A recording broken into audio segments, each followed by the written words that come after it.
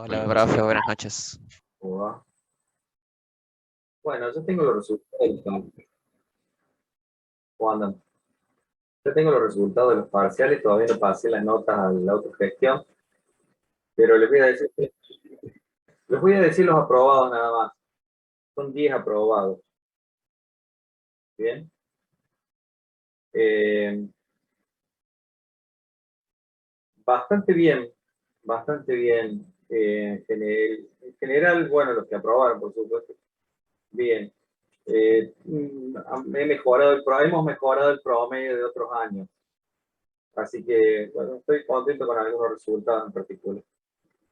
Después verán su nota en autogestión.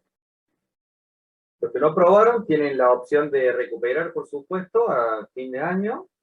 Tienen que rendir primero el parcial, el segundo parcial, y les tiene que ir bien en el segundo parcial para poder rendir el recuperatorio del primero, ¿no?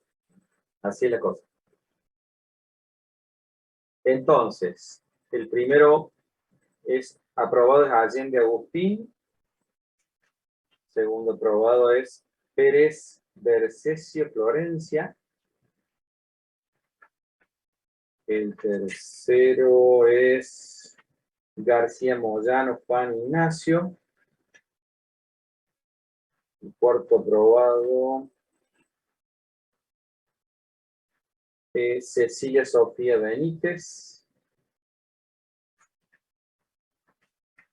Lucas Zárate, Ezequiel Sladek, Samuel Araya, Mariano Bordón,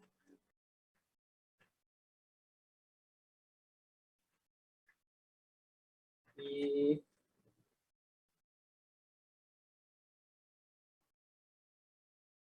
Natalia Maricel Varela, y Gonzalo Piazza, ahí. Ya te dije que aprobaste, así que no me voy a echar atrás, pero estaba muy ahí, Gonzalo.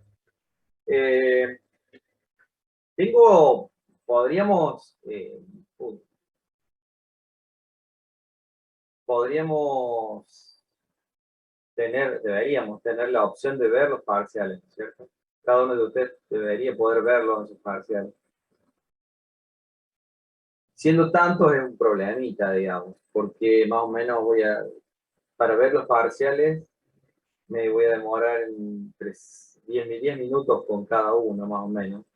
Y son 40. Sí, bueno, rindieron.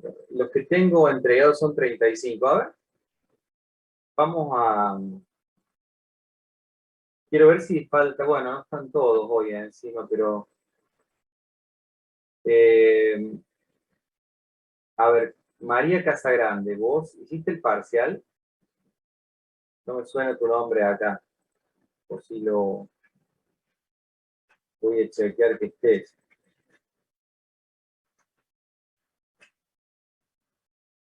¿Me escuchás, María?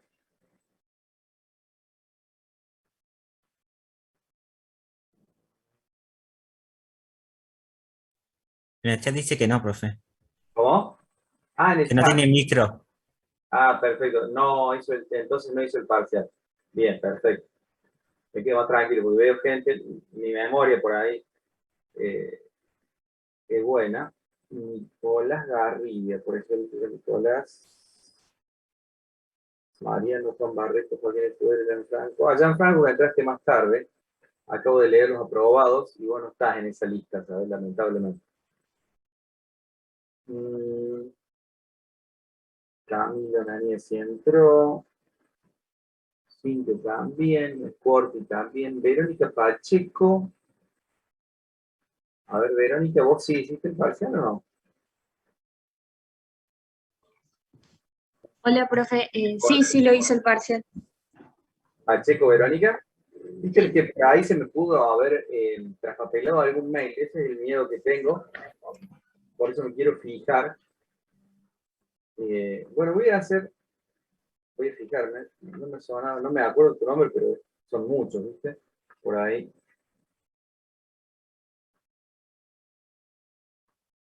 Verónica Soledad Pacheco, sí te tengo, perfecto. Bien. Perfecto, sí, sí. Bien, el resto sí lo tengo.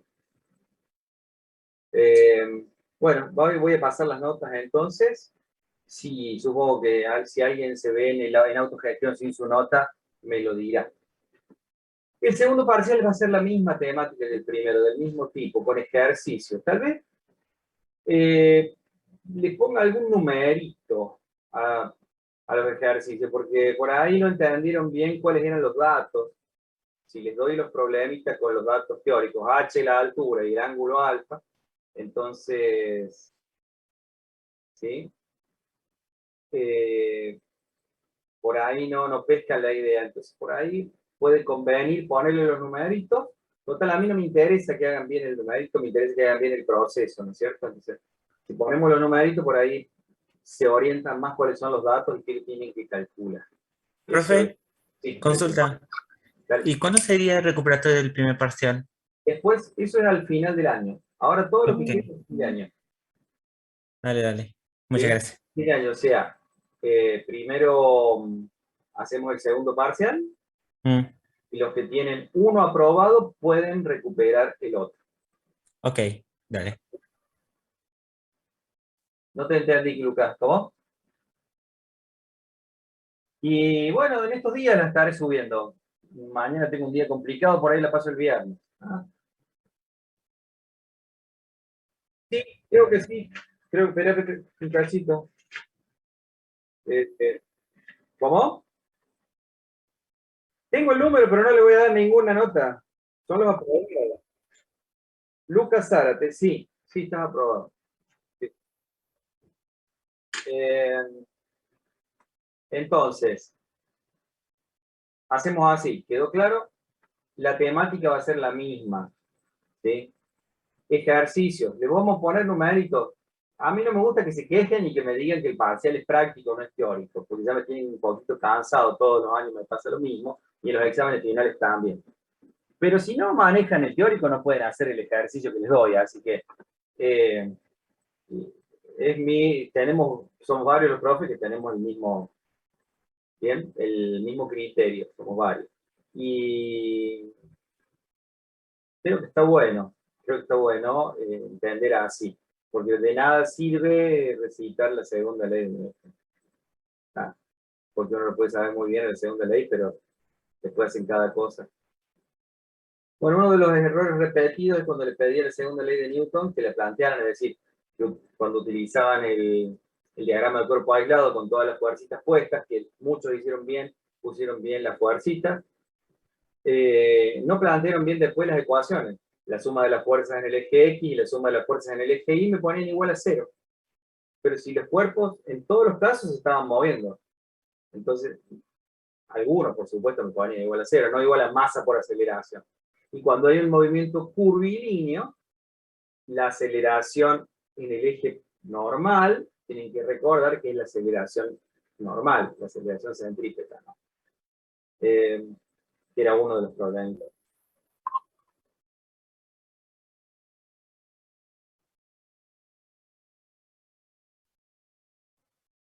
Siempre que sea plano el piso, pero, sí, pero no siempre se cancela. Cuando tenés un movimiento curvilíneo, la normal menos la componente del peso es igual a masa por aceleración centrípeta, ¿no? Eso acuérdense bien siempre. Bueno, la componente en X del peso te da masa por aceleración tangencial. El movimiento circular, no. Si tenés un movimiento circular, no la cancela. No te tocó ese. Sí, sí, plano. Sí, sí, plano y fin. Bueno, eso como comentario nada más de los parciales, que los que lo hicieron bien, me parecía, algunos me sorprendieron. Para bien, por supuesto. Bueno, arranquemos hoy. Vamos a hacer ¿alguien más? Vamos a hacer un repaso de la clase pasada de lo que es cantidad de movimiento y impulso. Y vamos a hacer ejercicios, ejercitación de eso. Porque hay algunos que son complicados, está bueno familiarizarse, digamos, con ejercicios. Yo como siempre, en el teórico les voy a dar ejercicios, porque voy a estar un poquito siempre más adelantado que el práctico, creo. ¿Por dónde andan en el práctico ahora? ¿Están en dinámica o ya pasaron bien? ¿Están en dinámica?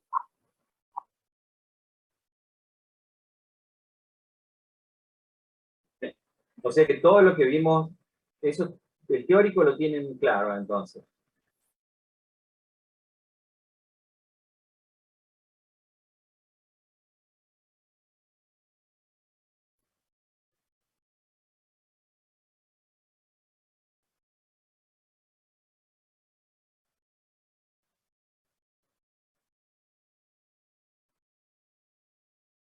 Sí, sí.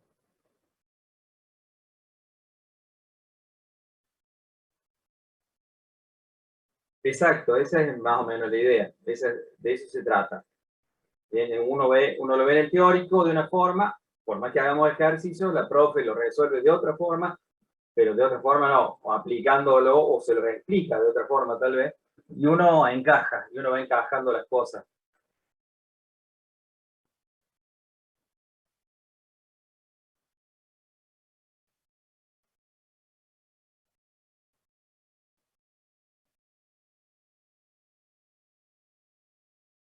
Sí, sí, eso me gustaría hacer, pero cuando entremos en temas que son más complicados, como la como dinámica del cuerpo rígido, ahí va a hacer falta por ahí repasar más. Bueno, arranquemos entonces, vamos a empezar a grabar. Y no sé si te quedó claro de Pisa, Gianfranco, porque veo en el chat, dígame si aprobó, no sé si escuchaste. Bueno, ahí vamos entonces. No, bien, no está en la lista de los aprobados. Y entró también, creo que entró más tarde, una alumna, no sé quién era, así que no le pude decir, no me acuerdo quién es el que entró la que entró al último para decirle si aprobó o no. A ver, creo que está el último. No, Romina Almada, entraste el último, no.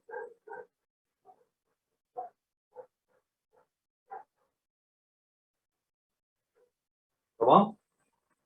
Ah, bien. Bien, entonces me fijo si estás en la lista de los aprobados. Solamente di la lista de los aprobados y voy a pasar las notas en autogestión para que vean cómo les fue. Almada Roma.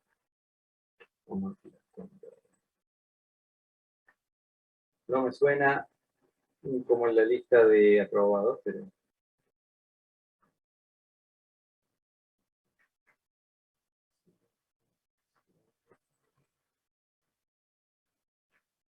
Bueno, estás al último, ¿vale?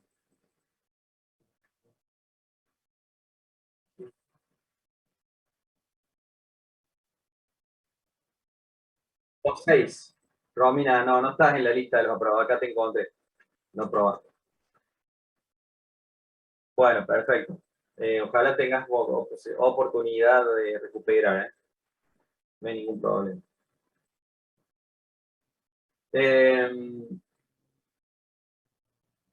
Vamos a arrancar entonces con el repaso de la clase pasada, con algunos ejercicios, ¿sí? Empecemos a grabar.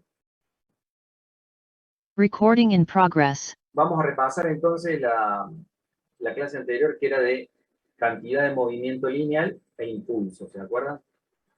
Entonces, les comparto el PowerPoint de la clase pasada, 2 filminas, para que recordemos cuál es la ley que vamos a aplicar.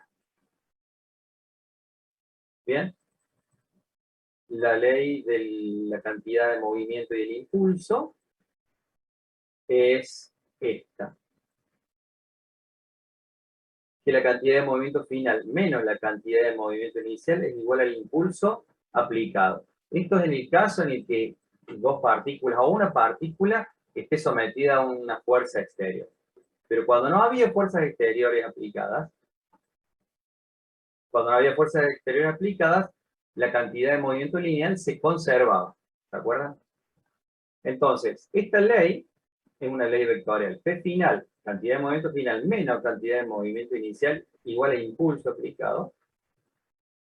Como les digo, es una ley vectorial. Ocurre, esta igualdad es entre vectores, es decir, componente a componente. Si la ponemos como una suma, decimos que la cantidad de movimiento final es la suma del impulso aplicado más la cantidad de movimiento inicial. Entonces, esta es la situación real de una, por ejemplo, de una pelota que rebota contra una pared. Como la pelota cambia su dirección, la velocidad se modifica, entonces hay una fuerza exterior aplicada. Si hay una fuerza exterior aplicada, se utiliza la diferencia de cantidad de movimiento, nos da igual al impulso aplicado por esa fuerza. Y si lo consideramos...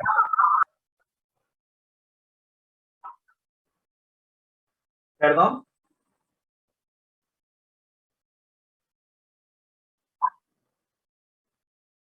Sí. No, pero un poquito. Puede estar, yo acá no puse gravedad ni nada, puede estar en el, primero puede estar, esto puede ser la mesa, una mesa que está mirando de arriba, una mesa de billar. Entonces la gravedad, la normal, como, esto puede ser una mesa de billar, entonces no estoy considerando ahí la gravedad ni nada, sino les diría, es una situación simple.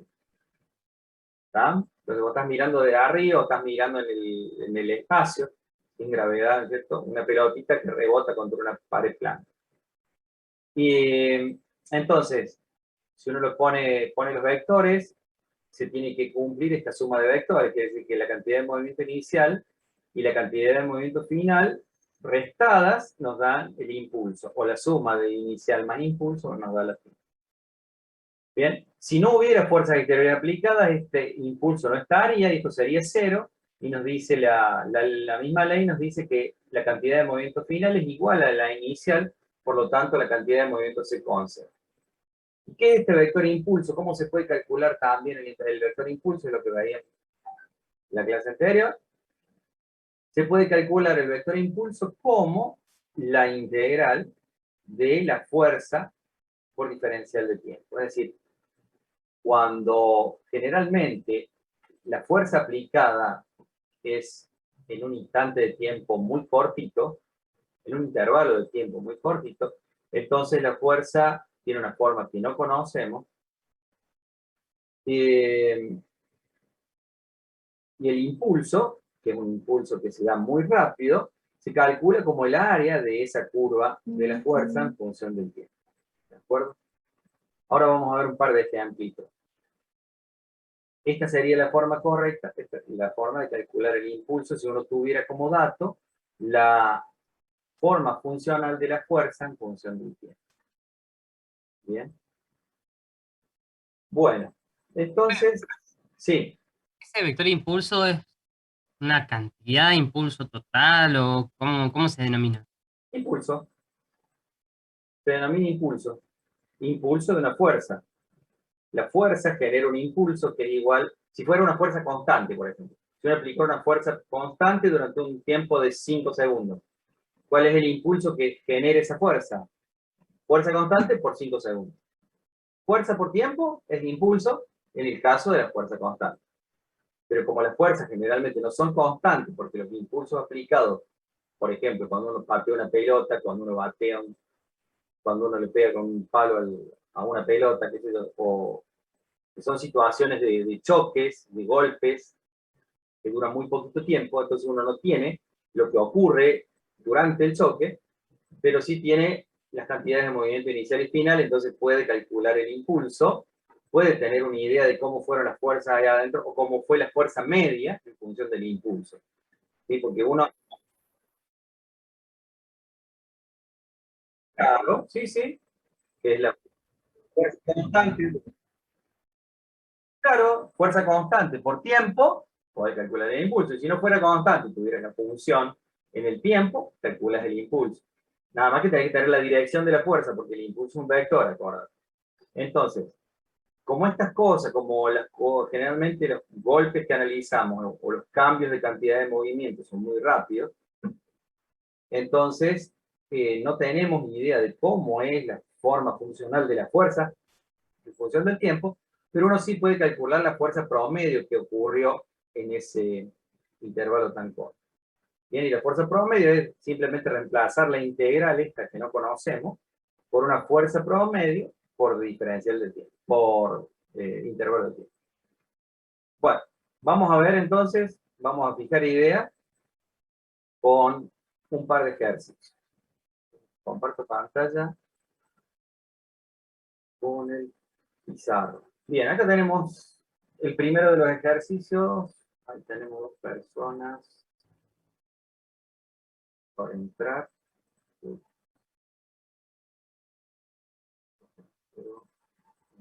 Ah.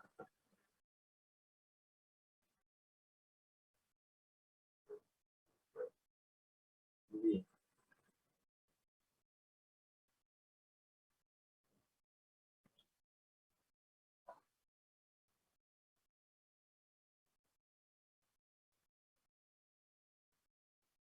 Bueno. Ah, tenés razón, pero bueno, yo estoy acá. Después lo haces. Bien, entonces arranquemos con el primer problema. Creo que entró recién Natalia Varela y otra chica Torres, que no me suena que lo haya rendido el parcial. Pero para Natalia Varela sí estaba en la lista de los aprobados, Natalia. Bien.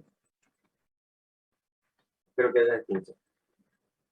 Entonces, arrancamos con el problemita este. Un cuerpo de masa de 2 kilogramos se desplaza con una rapidez de V1 igual a 3 metros sobre segundo. Sobre el cuerpo actúa una fuerza constante, marquemos ahí, constante, tal que al cabo de 5 segundos el vector velocidad tiene una dirección perpendicular a la inicial y su módulo es V2 igual a 4 metros sobre segundo.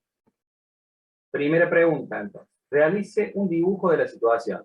Dibuje cualitativamente la trayectoria e indique sobre ella los vectores, perdón, velocidad inicial, velocidad final y fuerza. ¿Estamos? Entonces, primero el cuerpito y se venía horizontal. Ya metí la parte. Dentro esto. Perdón.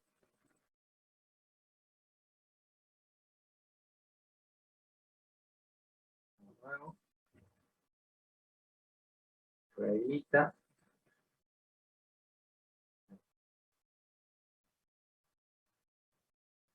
Entonces, un cuerpo viene inicialmente horizontal, pues no dice que sea horizontal. Dice que viene con una rapidez de 3 metros sobre segundo, entonces yo le voy a poner que viene horizontal. Viene sobre el eje X, no sobre el eje Y. No sé qué dice ahí.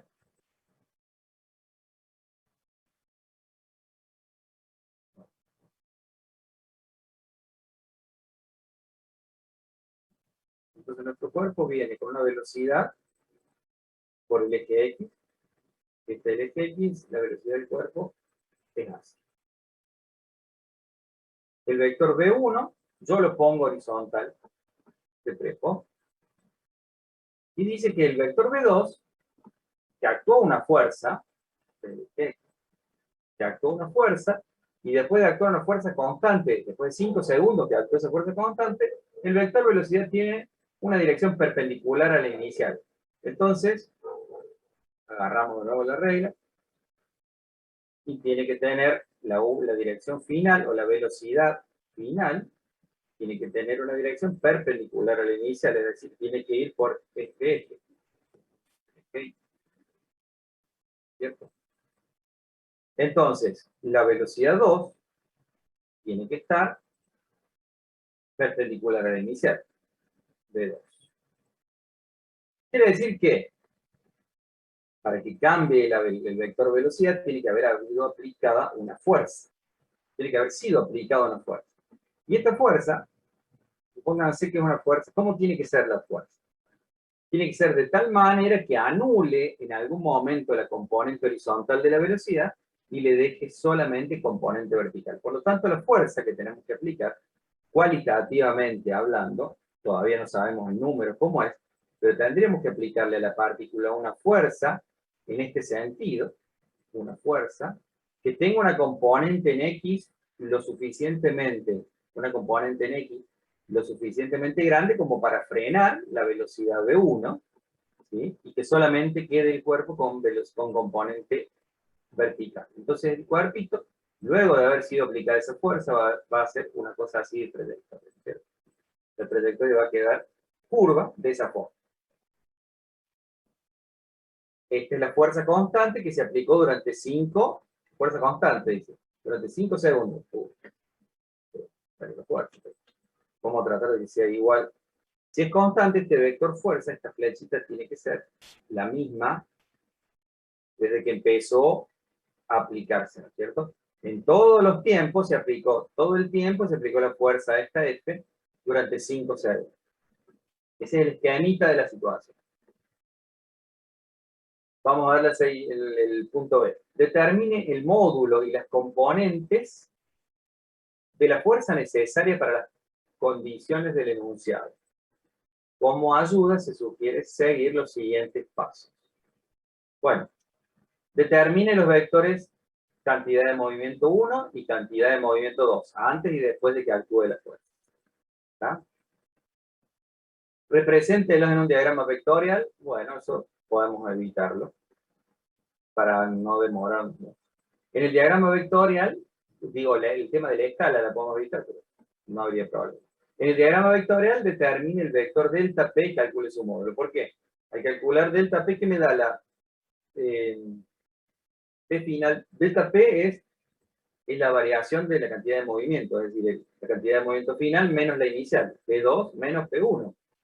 ¿Y eso qué me da?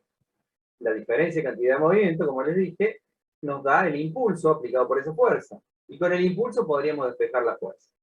¿Está? Entonces, por eso nos dice, nos recomienda estos pasitos para calcular la fuerza. Bien, entonces, primer paso, calculemos la cantidad de movimiento P1. ¿Qué era la cantidad de movimiento? Era la masa por la velocidad. 1. Estamos en el instante inicial. 1 o inicial, como quieran.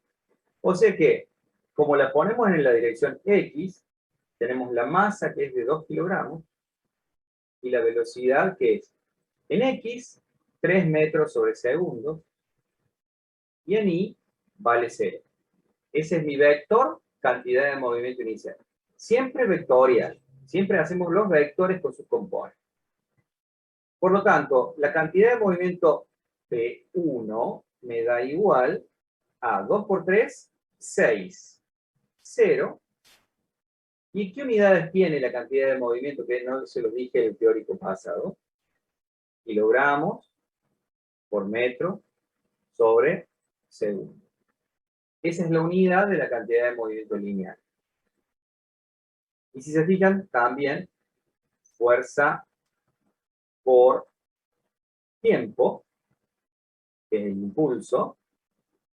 Unidades de fuerza por tiempo son iguales a las unidades de cantidad de movimiento lineal. Fuerza por tiempo, esto es Newton por segundo.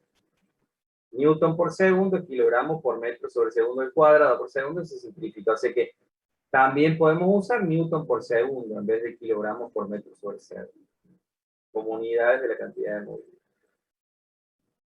Bien. Bueno, tenemos la cantidad de movimiento inicial. Vamos a la cantidad de movimiento final.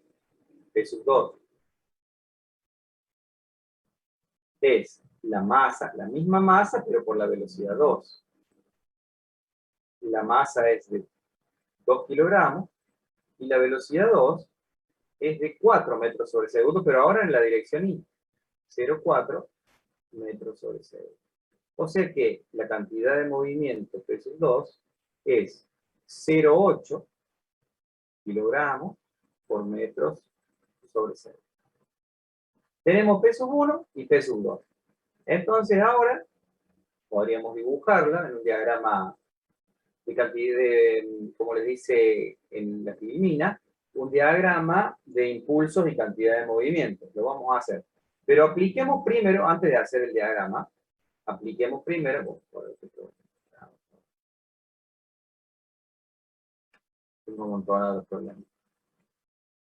Apliquemos primero el teorema del impulso y la cantidad de movimiento, que dice que el impulso y el vector impulso es el P final, que es el P sub 2, menos el P inicial, que es el P sub 1. Entonces que restamos los vectores, tan simple como eso. 0,8 kilogramos por metro sobre segundo, menos 6,0 kilogramos metros segundo. Entonces, si hacemos esta recta, nos queda el vector menos 6, 8 kilogramos metro segundo. Quiere decir que nuestro impulso, nuestro vector impulso, y lo vamos a ver acá arriba, nuestro vector impulso es igual a menos 6, 8 newton por segundo o kilogramos por metro sobre segundo. Ajá, bueno, y entonces, como la fuerza es constante, el impulso, dijimos que es, la ecuación del impulso es la fuerza constante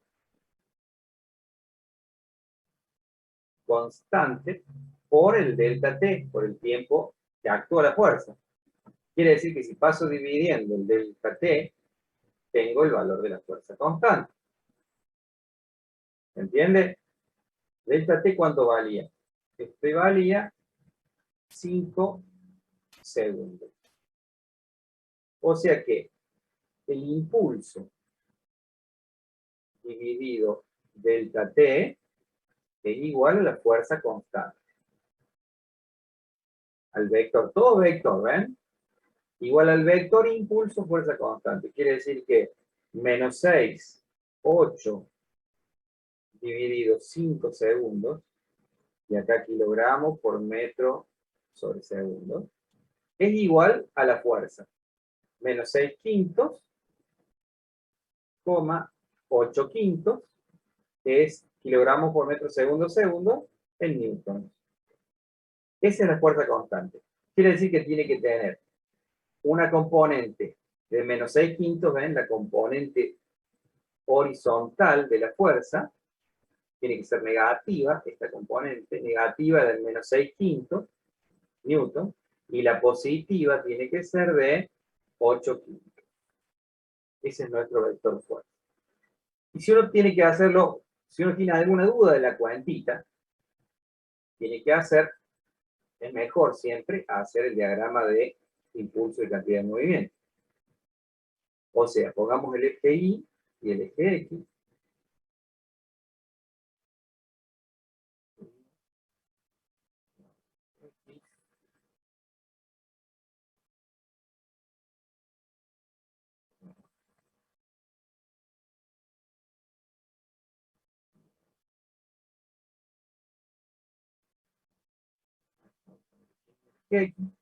Entonces, nuestra cantidad de movimiento inicial, P sub 1, era 6, 0. Entonces, si esto, supónganse que esto es 5, 6, 7, 8, 9, 6. Tenemos que hacer 4 divisiones acá. Entonces, eso sería de escala, ¿no es cierto? Este es nuestro vector cantidad de movimiento inicial. P sub 1 es este. El P sub 2 tiene 8 positivo.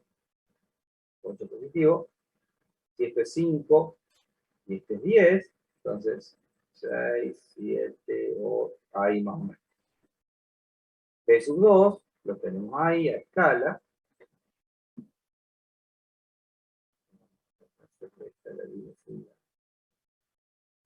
Una regla, P sub 2 es el vector cantidad de movimiento final.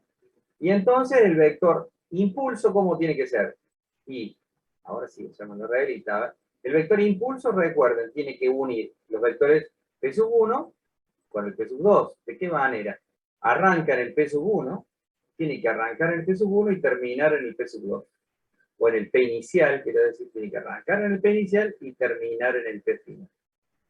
¿De acuerdo? Entonces, acá tenemos el vector impulso I, que es más o menos como el que yo dibujé ahí, ¿no es cierto? Si lo dibujé cualitativamente, pero este es el impulso y este es la fuerza, no importa, son paralelos. El vector impulso y el vector fuerza son paralelos, pues difieren solamente una constante que es el tiempo. ¿Está? Ese es todo el problema. Pero hay que ubicarse cómo es el impulso que le damos al cuerpo para que cambie su velocidad. Estamos utilizando la segunda ley de Newton con la otra formulación. Si hay fuerzas aplicadas, entonces la velocidad cambia. ¿Sí? Las fuerzas aplicadas las vemos con el impulso y la velocidad es cómo cambia, las vemos en el cambio de la cantidad de movimiento. Bueno, sigamos con este problemita que este es de la guía ya. Este lo saqué de una guía de otra facultad. Y este lo saqué de la guía nuestra. Y todos los que vienen los saqué de la guía nuestra. Y este problemita está bueno porque es aplicación. Es la aplicación de la conservación de la cantidad de movimiento lineal. Y además de la conservación de la energía que ustedes ya tanto manejan. Bien, entonces analicemos el problemita. Un tipo de este problemita supimos tomar con el otro profe en un examen final. Un bloque de masa M1 de 1,6 kilos moviéndose hacia la derecha con una velocidad de 4 metros sobre segundo sobre un camino horizontal y sin fricción choca contra un resorte sujeto a otro bloque de masa M2 de 2,1 kilos que se desplaza hacia la izquierda. Bien, con una velocidad de 2,5 metros sobre segundo. El resorte tiene una constante elástica conocida de 600 newtons sobre metro. Calcule el instante en el que M1 se mueve hacia la derecha con una velocidad de 3 metros sobre segundo, calcula la velocidad de la masa M2, la distancia que se acorta al resorte. Entonces se fueron acercando las masas, ¿sí?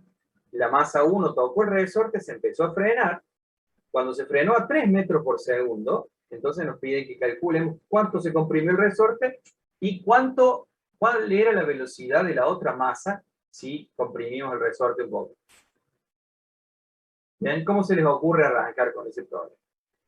Bueno, estamos en el tema cantidad de movimiento lineal, por lo tanto, hay que usar la cantidad de movimiento lineal y esa es una buena pista para arrancar.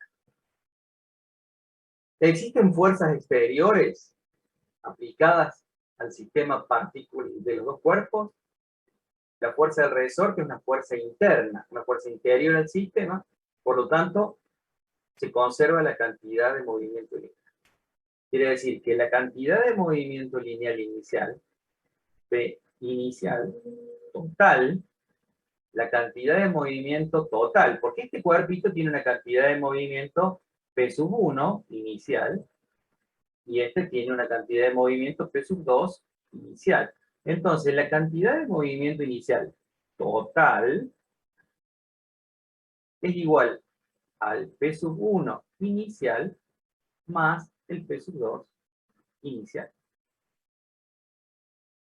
Y como no hay fuerzas exteriores, se conservan. Quiere decir que en esta situación, cuando se comprimió un poquito, cuando este llevaba 3 metros por segundo, cuando se tocaron, cuando se empezaron a tocar a través del resorte, entonces tenemos que la masa 1 cambió, tiene una cantidad de movimiento final. Cuando le saqué la foto en ese momento, que se redujo su velocidad, tiene una cantidad de movimiento final P1, y la otra masa tiene una cantidad de movimiento final P2. Y son iguales porque no hay fuerzas exteriores aplicadas. Entonces, con este dato de la conservación de la cantidad de movimiento lineal, podemos resolver la velocidad del cuerpo 2. De la siguiente manera. Vamos a sacar la flechita porque el movimiento es en una dimensión. Entonces, la masa 1 por la velocidad 1 inicial Esa es sí.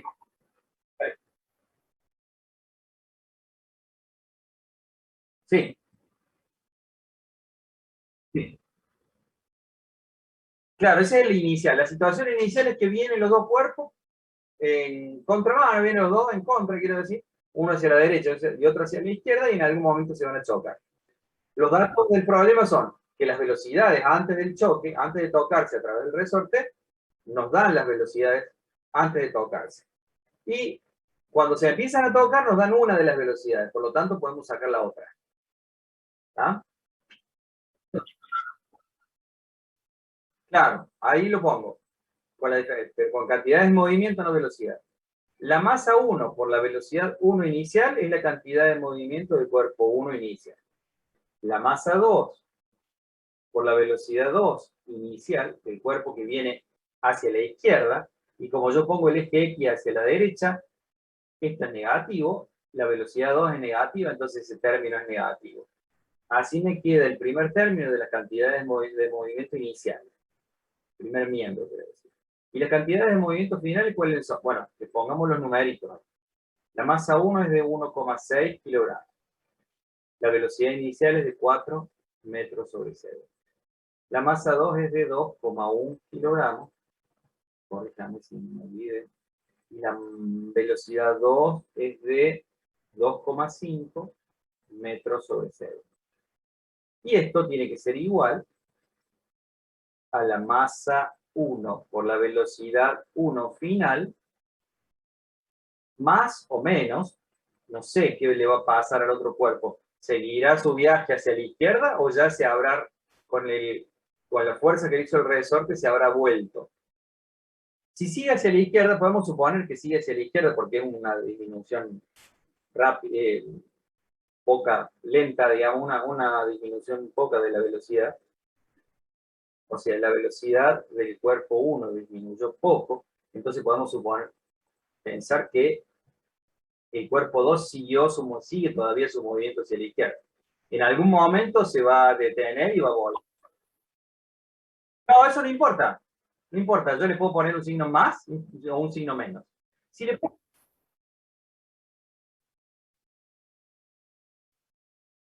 Sí, no, pero lo que les estoy diciendo es que uno puede suponer, yo les estoy contando. En algún momento choca, el resorte se comprime del todo, se detiene uno del cuerpo y se vuelve, y el otro se detiene en otro momento y se vuelve. Pero no importa cuándo.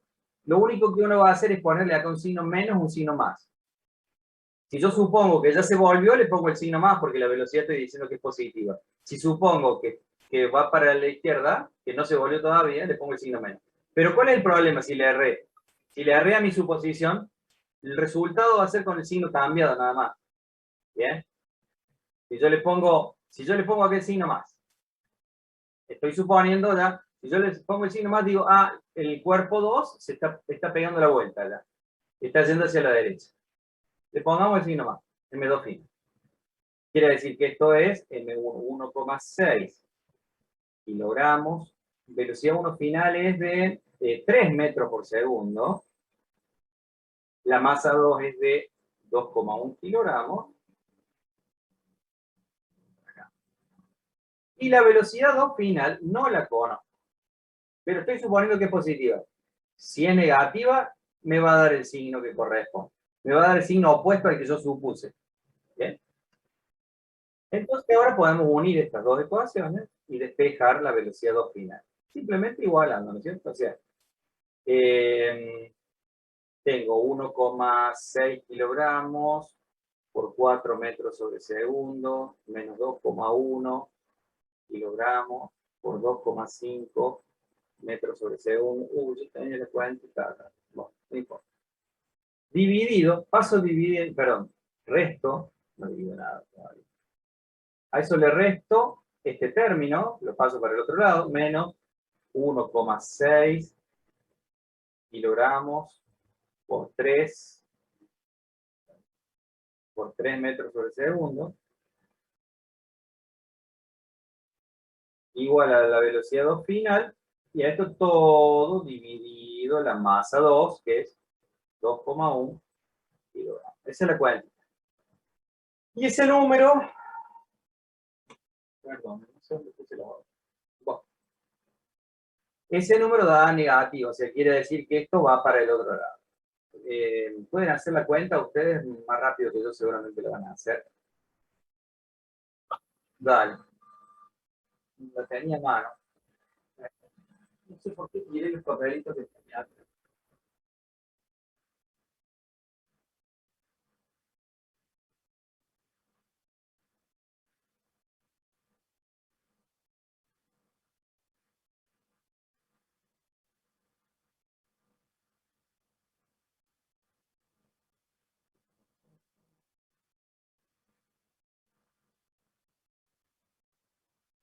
Bueno, o sea, me dio negativo. Menos 1,91 dividiste por 2,1, ¿cierto? Menos 1. ¿Cómo? Sí.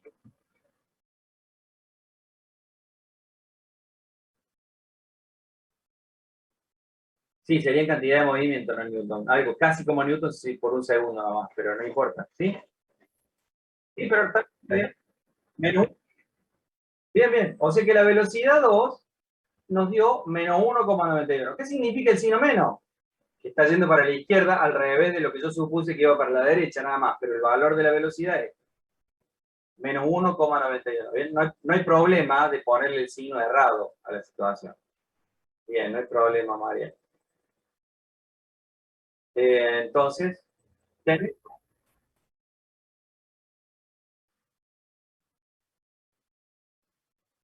claro, se redujo. Fíjate que tenía 2,5 de velocidad y se redujo a 1,9. Bien. No, no es que sí, la velocidad está yendo a la izquierda. Yo supuse que iba a la derecha, le puse un signo más. Yo supuse que iba hacia la derecha y me dio negativo. Si yo hubiera supuesto que iba hacia la izquierda, yo acá ponía en vez de un menos, acá me iba a dar, acá iba a tener un signo menos y ese menos con ese menos se va y me quedaba más 1,91. Pero ese más significaba que mi suposición de que el cuerpo se movía hacia el...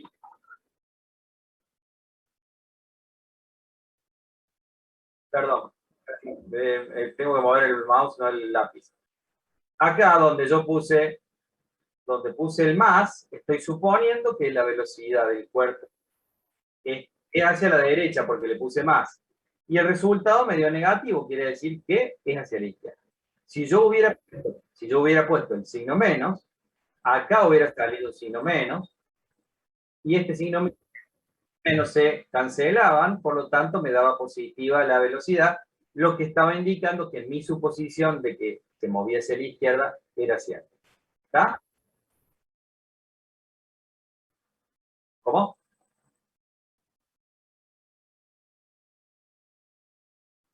Acá no, ese signo está bien, porque ese se mueve bien. Acá debería estar el signo menos, acá, ¿eh? Pero no hay problema. Bien, entonces tenemos la velocidad final. Y ahora el tema, y que es lo que me interesaba que vieran también, tenemos la velocidad final, y entonces, ¿cuánto se comprime el resorte? Que es la segunda pregunta que nos hacen. La segunda pregunta es la distancia X que se acorta el resorte. Ahí está. La distancia que se acorta el resorte. ¿Y eso cómo se calcula? Bueno, nuestro sistema, la fuerza interior del sistema es una fuerza conservativa, ¿no es cierto? La fuerza del resorte. Quiere decir que se conserva la energía mecánica. La energía mecánica inicial es igual a la energía mecánica final. ¿La energía mecánica qué era? La energía mecánica más cinética. La energía mecánica inicial, ¿cuál es? Del sistema completo, ¿no es cierto? Hay que pensarlo. Entonces, la energía mecánica inicial es la energía cinética 1, la energía cinética del cuerpo 1, más la energía cinética del cuerpo 2 inicial. Y no hay compresión del resorte, no hay resorte ahí inicialmente, ¿cierto? Pero al final, la potencial, inicialmente no hay energía potencial. Y al final, la energía mecánica final es la energía cinética final del cuerpo 1 más la energía cinética final del cuerpo 2 más la energía potencial U del resorte, que es, voy a ponerle U, ¿cuál es la energía potencial del resorte? 1/2 de K por X al cuadrado. Entonces, estas dos cosas, el resorte, claro, el resorte que es la única fuerza, sí, es la única fuerza en el medio. Bueno, Se llama entonces, elástica. diga, no te escucho Se bien. llama elástica, ¿no? Elástica, potencial elástica, ¿sí? Potencial elástico, potencial de resorte, se entiende. ¿Sí? Entonces, ¿cómo? No, no,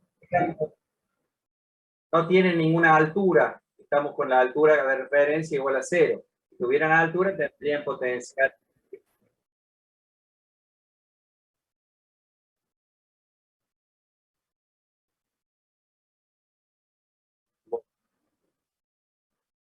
Bien, entonces, fíjense, ¿tenemos las energías cinéticas? Sí las tenemos, a todas, porque tenemos las velocidades iniciales y finales en cada caso. Tenemos todas las velocidades iniciales y finales, así que todas las energías cinéticas las tenemos. Lo que no tenemos es la compresión del resorte. Y entonces, calculamos todas las cinéticas y despejamos X. Y haciéndolo, podría dejarles a ustedes si quieren hacer la cuenta, pero entonces, energía cinética 1 inicial menos la energía cinética 1 final, por un lado, más, o sea, estoy pasando estos dos términos al otro miembro. Energía cinética 1 final menos, entre paréntesis, energía cinética 2 final, ¿estoy bien? Inicial, me confundí. Energía cinética 2, energía cinética 2 inicial, menos energía cinética 2 final, tiene que ser igual a 1/2 de la constante del resorte por X cuadrado. Entonces, pasamos multiplicando el 2 y dividiendo la constante y la raíz cuadrada, y nos queda que X es igual a la raíz cuadrada. ¿Cómo?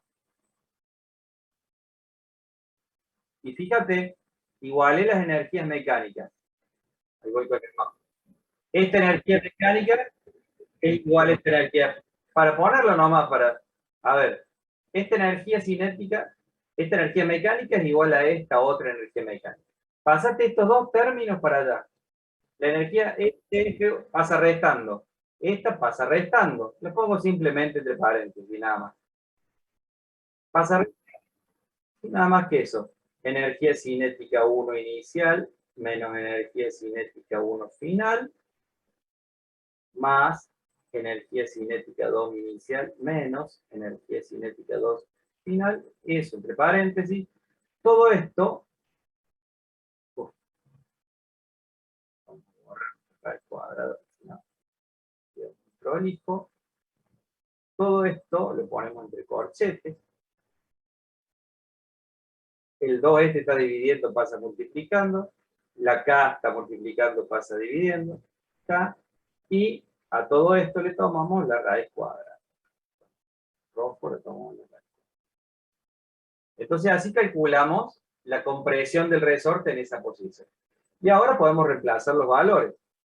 Energía cinética, ¿cuánto valía? La energía cinética inicial, 2 sobre K, esto es 2 sobre 600. 2 sobre K, la energía cinética inicial era 1/2 de la masa 1 por la velocidad 1 inicial al cuadrado, menos 1/2 de la masa 1 por la velocidad 1 final al cuadrado. Acá tenemos el primero de los paréntesis. Más el otro de los paréntesis, 1/2 de la masa 2, porque tenemos el cuerpo 2, por la velocidad 2 inicial al cuadrado, menos 1/2 de la masa 2 por la velocidad 2 final al cuadrado. ¿Está? Todo eso, raíz cuadrada.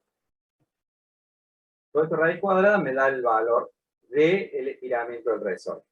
Que si mal no recuerdo, reemplazamos todo, ¿no es cierto? 1/2 de la masa 1, que es 1,6 kilogramos. La velocidad 1 era 4 metros sobre segundo. Menos 1/2. 4 pero al cuadrado. 4 al cuadrado que me da 16. De la masa de 1,6 kilogramos. La velocidad 1 final era de 3 metros sobre segundo, ¿se acuerdan? Al cuadrado. Más, bueno, todo esto así, reemplazamos, bla, bla, bla. Sí, todo, no, está todo. Estaba haciendo rápido la cuenta. Pero así, express. Pero hay que reemplazarlo con cuidado. Y esa cuantita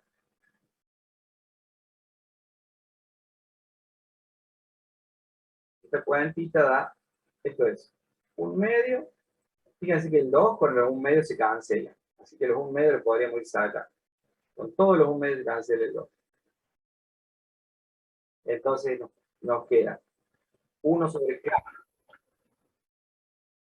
Sí, sí, se puede hacer un montón de cuadrantitas para que nos resuelvan el problema, pero uno cuando se mete a hacer por ahí cuadrantitas para disminuir o reducir el tamaño de la expresión, mete la pata. Entonces no se los recomiendo, por ahí reemplacen no se los recomiendo por un parcial, sí para unos problemas, para hacerlo en casa y jugar un poco, sí. Pero reemplacen los valores, y esto les da 1 sobre K, etcétera, etcétera, raíz cuadrada, la cuantita les da 0, esto me acuerdo,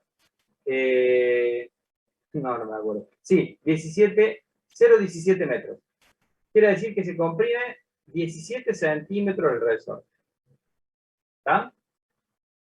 Repasen la cuantita, les da 17 centímetros la compresión del resorte. La segunda situación es similar, es para que la hagan ustedes, en el práctico.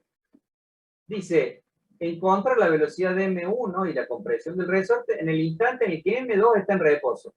O sea que M2 siguió avanzando, siguió reduciendo, los dos redujeron su velocidad, pero en algún momento M2 se paró, igual que M1, o sea, también se detuvo, ¿tá? Pero no se detiene en el mismo instante. Cuando se detuvo la masa 2, ¿qué tenemos que hacer? Y simplemente acá, quiere decir que el P2 final, la cantidad de movimiento de la masa 2 final, la cantidad de este es S0, porque se detuvo. O sea que hay que hacer exactamente la misma cuenta y la misma cuenta de la conservación de la energía mecánica. El mismo chiste, todo el problema, pero lo que a uno le cuesta entender es, primero, lo importante y lo conceptual de este tema es, de este ejercicio es que se conservan las cantidades de movimiento totales, no parciales, ¿no? El sistema completo son las dos masas. Entonces la cantidad de movimiento y la energía mecánica es de todo el sistema. Tengo que sumar la cantidad de movimiento de la partícula 1 y de la partícula 2. La energía cinética de la 1 y de la 2 y la energía potencial de la 1 y de la 2 si tuvieran las dos energías potenciales. Pero solamente tiene energía potencial de resorte. ¿Está? Bueno, eso es lo importante. Entonces, entender que es el sistema completo. Yo tengo que plantear la conservación de la energía y de la cantidad de movimiento, pero de todo el sistema. Dentro de los problemitas resueltos que tiene el apunte, yo le cambié el gráfico, está bastante feito, el gráfico del apunte, está el péndulo balístico. Este está resuelto, pero es interesante porque es otro caso de conservación de la cantidad de movimiento lineal. ¿Bien? Fíjense, este dispositivo se utiliza para saber cuál es la velocidad de un proyectil, de una bala.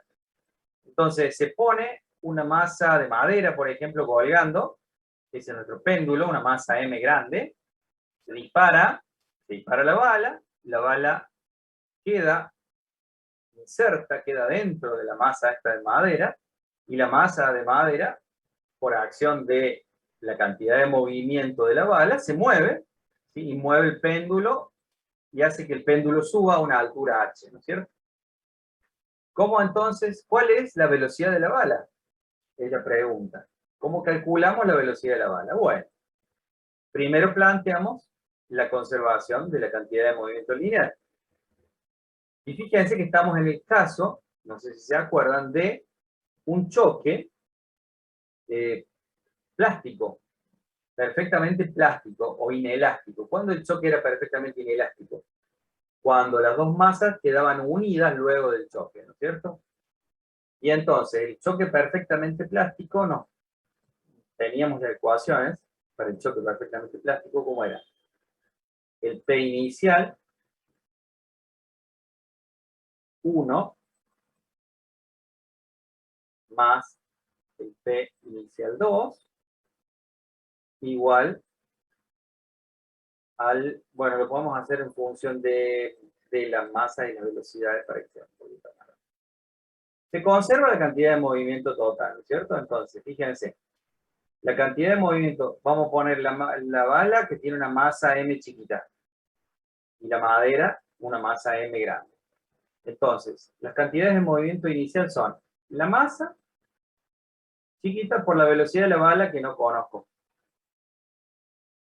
más la masa grande por la velocidad de la masa grande. ¿Y cuánto vale? En principio está quieto, no tengo velocidad.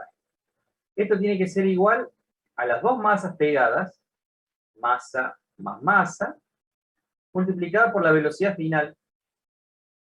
¿Sí? Una vez que chocaron, el péndulo salió para allá con una velocidad final. El péndulo más la masita salieron disparadas con esa velocidad final. O sea que yo tengo que esta velocidad final es igual a la masita de la bala por la velocidad de la bala dividido masa más masa. Pero yo la velocidad final no la tengo. No la puedo medir a la velocidad final. Lo que sí puedo medir fácilmente es esa altura h. ¿Cómo hacemos para calcular la velocidad de la bala o la velocidad final en función de la altura h? Bueno, acá tenemos que plantear la conservación de la energía. La energía cinética, acá en el péndulo, en esta situación, en esta posición, el péndulo, la altura del péndulo es 0, ¿no es cierto? Recuerden siempre que esta es la posición de menor altura del péndulo y esa la tomamos como altura igual a 0.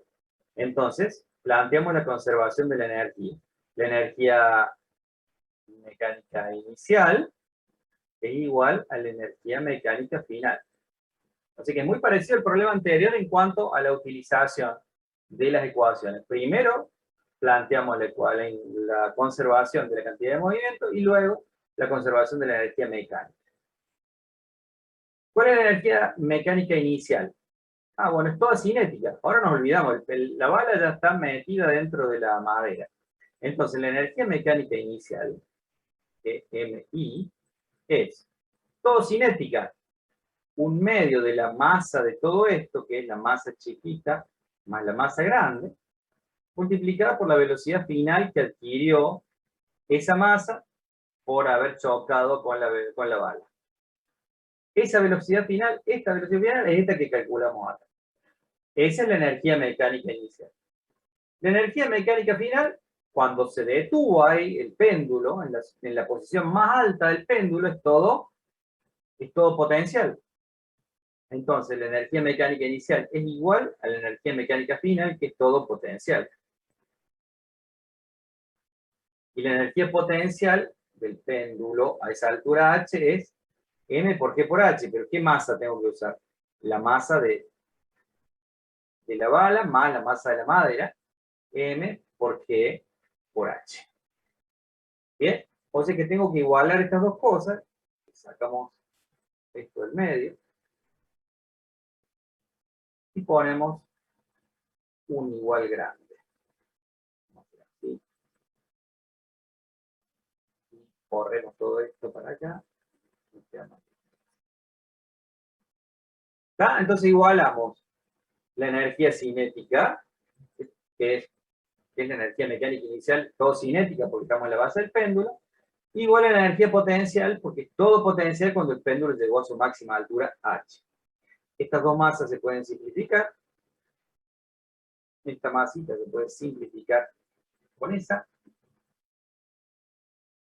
Y nos queda que la velocidad final al cuadrado es igual a 2 por G por H.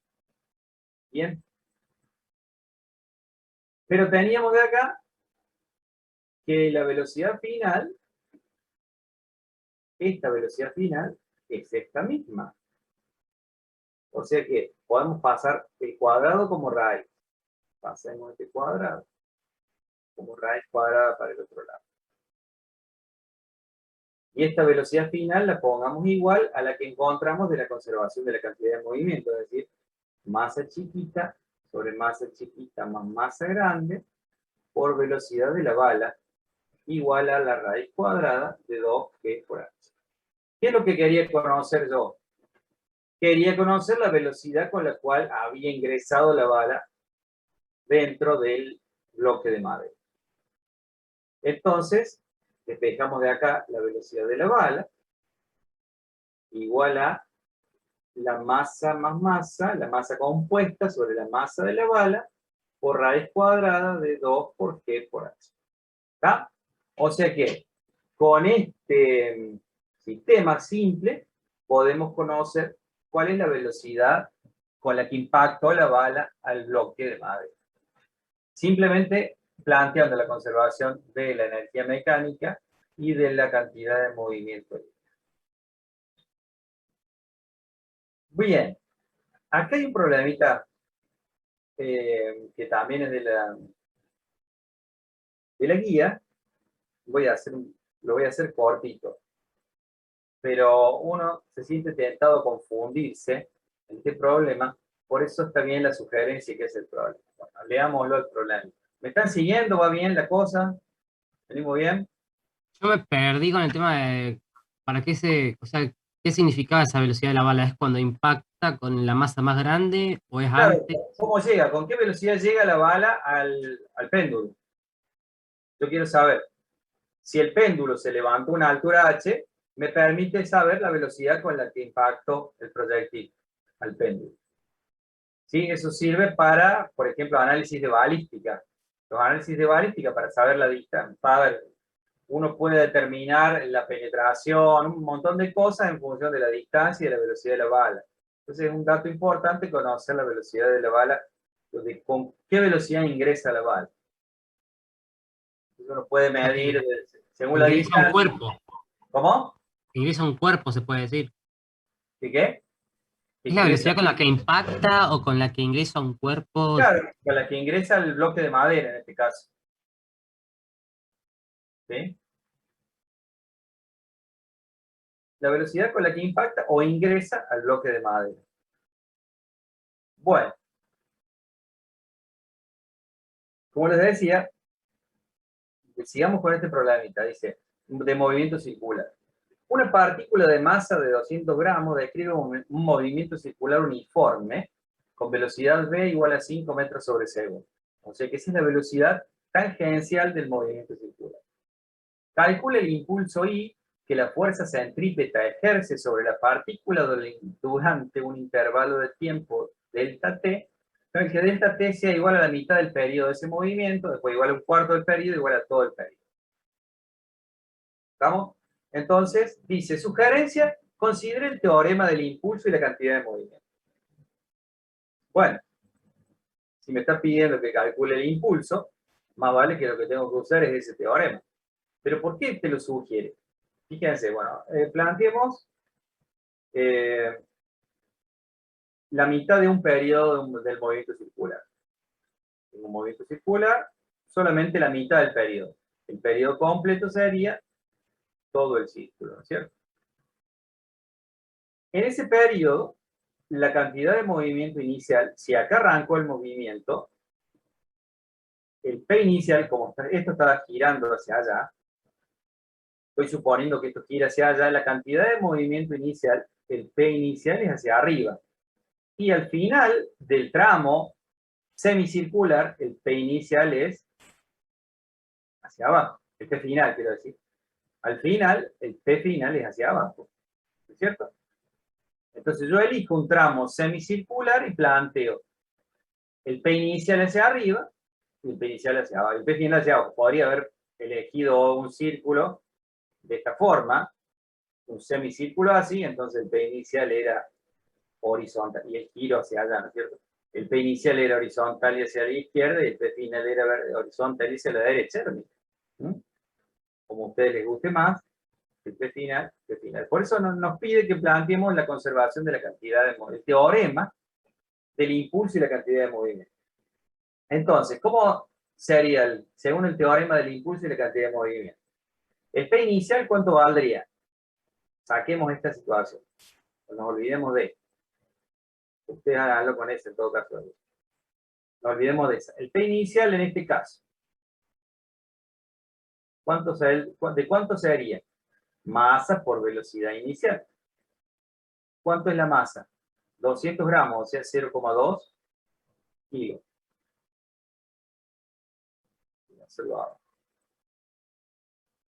Igual. La masa, 0,2 kilogramos. La velocidad, 5 metros sobre segundo y hacia arriba. O sea que 0 en X, 5 metros sobre segundos en Y. Tengo que plantearlo como un vector. Ese es el P inicial. El P final, que es igual porque el movimiento es circular uniforme. La velocidad en módulo es la misma. O sea que yo tengo 0,2 kilogramos por... Exactamente, 0 en X menos 5 metros sobre segundos en Y, porque apunta para abajo. Y entonces, ¿cómo planteamos el teorema del impulso y la cantidad de movimiento? ¿Qué dice el teorema del impulso y la cantidad de movimiento? Que nuestro P final menos el P inicial es igual al impulso. ¿Y qué nos pide el problema? Que calculemos el impulso. Este es el impulso luego de que la fuerza centrípeta se aplicó durante un tiempo delta t tal que hacemos medio periodo. Vector impulso. Entonces ahora planteemos la suma. 0,2 por 5, ¿cuánto vale? 0, vale 1, ¿no es cierto? Esto es igual a... Este vector nos queda 0 en X, 1 en Y, kilogramos por metro sobre segundo. Y este vector nos queda 0 menos 1. O sea que tenemos 0 menos 1, 0 menos 1 del P final, kilogramos metro sobre segundo. Menos el vector 0, 1, que es el P inicial, kilogramos metro sobre segundo. O sea que esta resta, ¿cuánto nos da? 0, menos 1, menos 1, menos 2 kilogramos metros sobre segundo. O sea que el impulso es de 0 menos 2 kilogramos metros sobre segundo. Y si le queremos calcular el módulo al impulso, el módulo del impulso, el valor absoluto, el módulo del impulso es igual a 2 kilogramos por metro sobre segundo. ¿Por qué nos dice que utilicemos el teorema del impulso y la cantidad de movimiento? Porque uno rápidamente, recordando que el impulso es igual a la fuerza constante. ¿Se acuerdan de eso, no? Fuerza constante por delta T. Entonces uno puede decir, pero la fuerza centrípeta,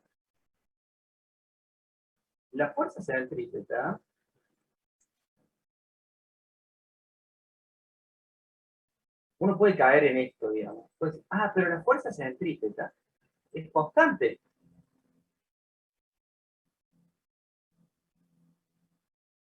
Primer error. La fuerza centrípeta es constante. El módulo de la fuerza centrípeta es constante. El módulo de la fuerza centrípeta, ya lo estoy escribiendo, ¿no? Pero ese es un ¿Se error. puede volver atrás? ¿Cómo? ¿Puedo volver atrás? Me perdí con la parte de anterior. ahí en la que, cuando planteé el impulso, ahí que sacó 0, 1 Claro, porque 0,2 y por 0 menos 5 1. es 1. 0,2 por 5 es 1. Acá tengo menos 1 porque es la cantidad de movimiento que apunta para abajo, que es la final, 0 menos 1. Y 0,1 es la cantidad de movimiento inicial. Tengo que hacer la resta de la final menos la inicial y me da menos 1, menos 1, menos 2. Sí, sí, yo quiero saber de dónde saca el 1 y de dónde saca el menos 1.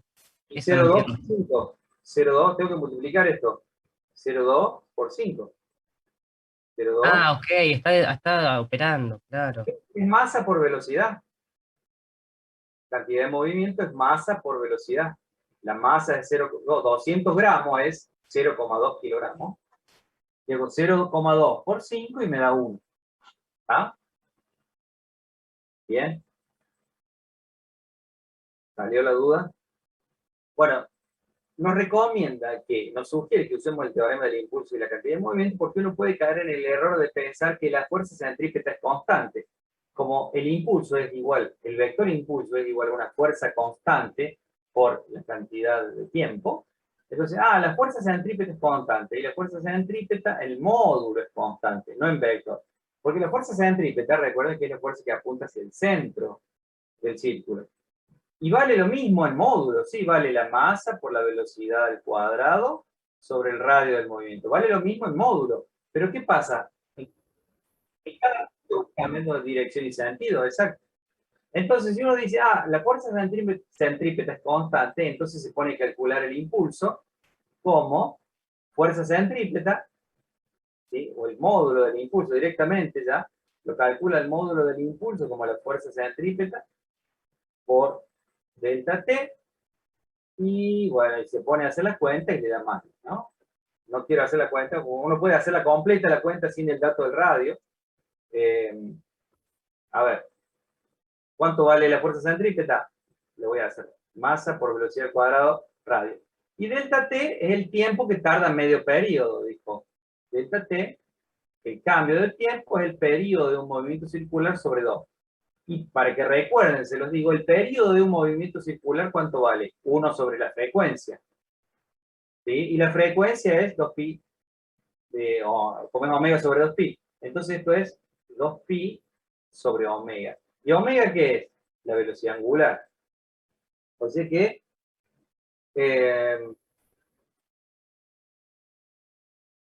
sí, porque la velocidad angular es la velocidad sobre el radio. Velocidad sobre el radio, nos queda radio, 2pi por radio acá. ¿Sí? Y entonces el periodo sobre 2, el periodo sobre 2 sería la frecuencia por 2, este 2 se eliminaría, este 2 no estaría y este 2 no estaría. Y entonces uno podría hacer la cuenta, pero es erróneo, ¿te das cuenta? Pi por R sobre velocidad, la R se va, la velocidad se cancela, me queda masa por velocidad por pi. O sea que esto sería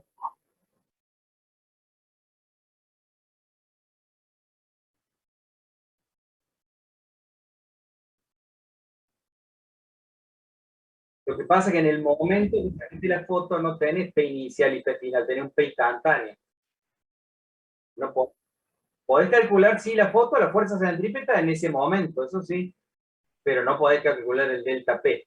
¿Tá? Quiero decir que, bueno, uno podría hacer la cuenta completa y le daría 0,2 por la velocidad, nos daría fíjense, nos daría 1 kilogramo por metro sobre segundo, pero por pi, esto daba 1, ¿no es cierto? Esto es 0,2 por 5.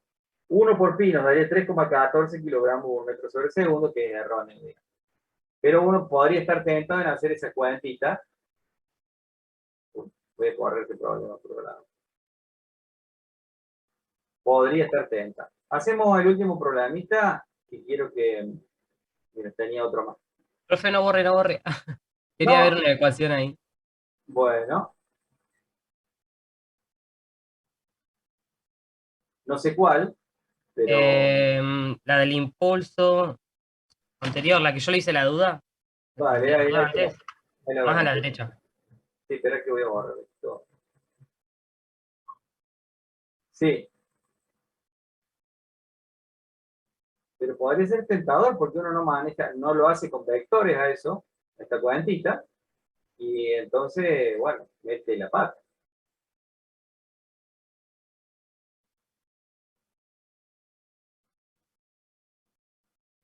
esto y nos vamos a esta parte de la ecuación que decimos.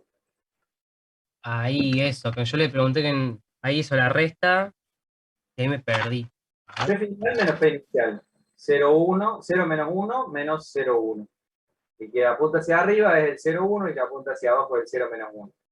El P final menos P inicial. Si uno hace un diagrama de... No hace falta. Un diagrama de cantidad de movimiento de impulso, ¿cómo sería? El eje, solamente en el eje Y. Tenemos en el eje Y y el eje X. El eje X no nos va a servir. Entonces, el impulso inicial, perdón, la cantidad de movimiento inicial es hacia arriba. P inicial. La cantidad de movimiento final es hacia abajo. P final, y con el mismo largo. ¿Y la resultante cuál es? Es el vector que tiene que unir P inicial con P final, es este. El vector que empieza ahí y termina acá. Justamente tiene el largo de 2. Si este vale 1 y este vale 1, el largo es 2. Apuntando hacia abajo, ¿no es cierto? Menos 2. Y porque fíjate, empezó el movimiento hacia arriba. Empezó el movimiento hacia arriba y terminó abajo. Quiere decir que la fuerza promedio, la fuerza centrípeta empuja siempre hacia el centro. Pero las componentes horizontales de la fuerza centrípeta a lo largo del movimiento del semicírculo se cancelan las horizontales. Las componentes horizontales se van cancelando y solamente van quedando las componentes verticales. Entonces, la fuerza promedio a lo largo de todo el movimiento apuntó hacia abajo. ¿Sí? La inicial, el movimiento inicial es hacia arriba. Pero como hay una fuerza que siempre apunta hacia abajo, terminó apuntando hacia abajo. ¿De acuerdo? Sin importar lo que pasó al medio, porque es la fuerza promedio la que estamos calculando. El impulso nos da una idea de la fuerza promedio que ha ocurrido en ese intervalo de tiempo. Bien. Lo dejamos este problema para la clase que viene, entonces, a este último, que me interesaba que lo viéramos, y seguimos con otro tema. ¿De acuerdo? Puede ser con... ¿Cómo? La clase que viene. La clase que viene, ya por hoy, creo que fue suficiente. Ejemplos. Y ahí estamos. Pero en el práctico tienen muchos ejemplos para seguir.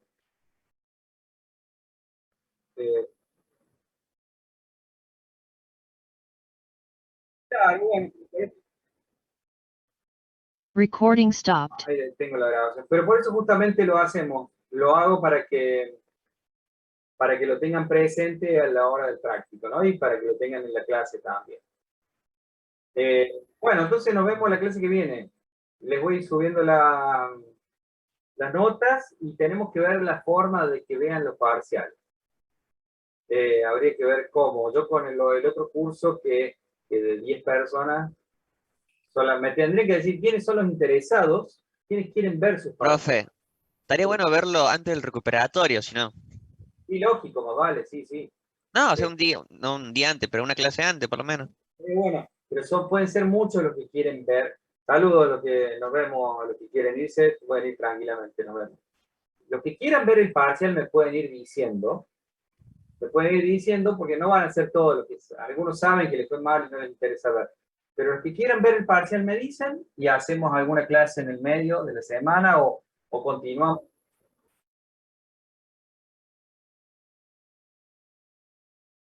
Sí, sí, sí, claro. Vale.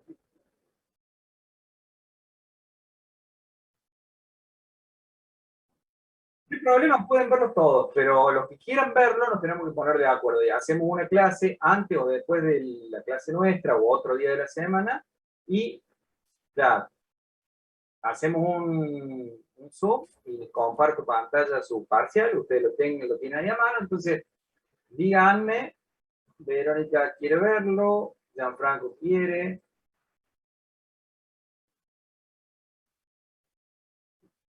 ¿Cómo?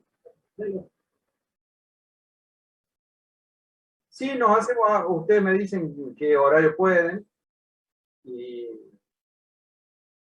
en qué horario pueden y lo vamos haciendo. Vamos haciendo aunque sea 1 por semana o 2 por semana, antes o después de la clase. ¿Está? Bueno, la clase que viene, si quieren, no sé, ustedes tienen clases antes de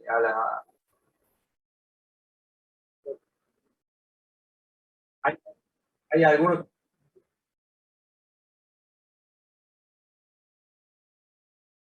Bueno. No, yo podemos hacer 1 o 2. Les puedo mostrar la clase que viene, les mostramos a 1 o 2. Se ponen de acuerdo ustedes, la clase que viene o ahora, se ponen de acuerdo y yo continúo y les muestro el parcial. ¿Está? ¿Estamos así? Bueno. Bien, lea los Bueno, otros. anoto para ver uno que esté bien hecho. Bien, bien. La clase que viene entonces, con 2 por lo menos, nos quedamos a ver el parcial después de clase. ¿Está? Comuníquenle si tienen grupo de WhatsApp a ustedes que el que quiera ver el parcial, si tienen que hagan una fila ustedes, organícense y después de la clase de los miércoles vemos 2 parciales por clase, 2 o 3. Si son muchos, veremos más.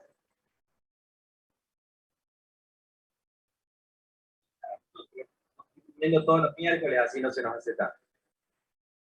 ¿Listo? Bueno.